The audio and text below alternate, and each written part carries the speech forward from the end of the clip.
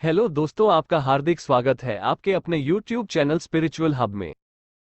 चित्रकूट में रात्रि व्यतीत हो गई। प्रातः होने पर अंबर में उषा की लाली फैलने लगी और आकाश रक्तिम दृष्टिगत होने लगा। राम, सीता और लक्ष्मण संध्योपासनादि से निवृत्त होकर चित्रकूट पर्वत की ओर चल पड़े।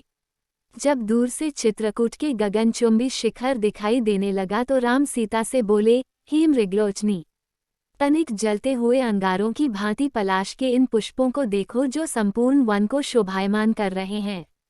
ऐसा प्रतीत होता है जैसे पुष्पहार लेकर ये हमारा स्वागत कर रहे हैं। हमारे समक्ष दृष्टिगत इन विल्व तथा भल्लांतक के वृक्षों को शायद आज तक किसी भी मनुष्य ने स्पर्श भी नहीं किया होगा। फिर उन्होंने लक्ष्मण से कहा, लक्ष्मण, मधुमक्खियों ने इन वृक्षों पर कितने बड़े बड़े छत्ते बना लिए हैं। वायु के झकोरों से गिरे इन पुष्पों ने संपूर्ण पृथ्वी को आच्छादित कर उस पर पुष्पों की शया बना दिया है। वृक्षों पर बैठे तीतर अपनी मनोहर ध्वनि से हमें आकर्षित कर रहे हैं। मेरे विचार से चित्रकूट का यह मनोरम स्थान हम लोगों के निवास के लिए सब प्रकार से योग्य है। हमें यहीं अपनी कुटिया बनानी चाहिए। मुझे निःसंकोच बताओ कि इस विषय में तुम्हारा क्या विचार है। लक्ष्मण ने राम की बात का समर्थन करते हुए कहा, प्रभो, मेरा भी यही विचार है कि यह स्थान हम लोगों के रहने के लिए सभी प्रकार से योग्य है। सीता ने भी उनके विचारों का अनुमोदन किया।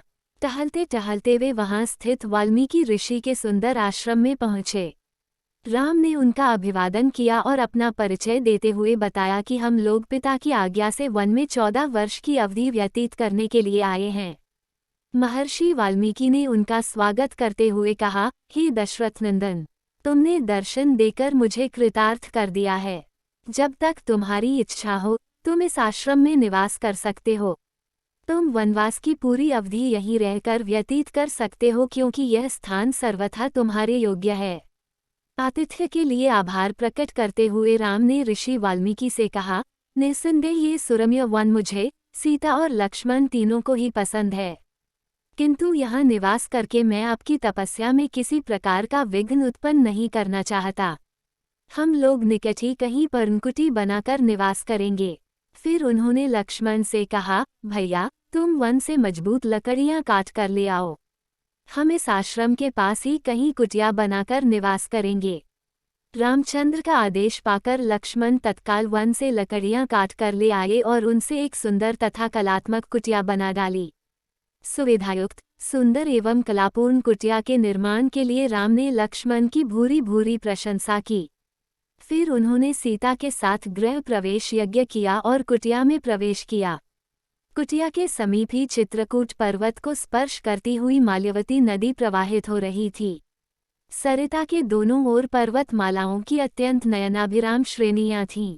सुंदर मनोमुग्धकारी प्राकृतिक दृश्य ने कुछ समय के लिए राम और सीता के अयोध्या त्यागने के डैक को भुला दिया। भांति भांति के पक्षियों की मनोहारी स्वर लहरियों को सुनकर और अनेकों रंग के पुष्पों से आच्छादित लताओं विटपों को देखकर सीता को प्रतीत हुआ कि इस निर्जन वन में वह राजमहल से भी अधिक सुखी है। अगर आपको हमारी वीडियो पसंद आई हो तो वीडियो को लाइक और शेयर करें और चैनल को सब्सक्राइब अवश्य करें। धन्यवाद।